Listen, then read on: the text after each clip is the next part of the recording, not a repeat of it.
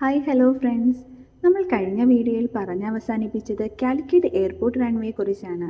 Calicut airport റൺവേയുടെ speciality അതൊരു table top runway എന്നത് മാത്രമല്ല, 1028 എന്നറിയപ്പെടുന്ന കാലിക്കറ്റ് റൺവേയുടെ 2 ഡയറക്ഷനും ടേക്ക് ഓഫ് ആൻഡ് ലാൻഡിംഗ് പ്രോസസ്സിനു വേണ്ടി യൂസ് ആക്കുന്നു എന്നതുകൂടിയാണ്.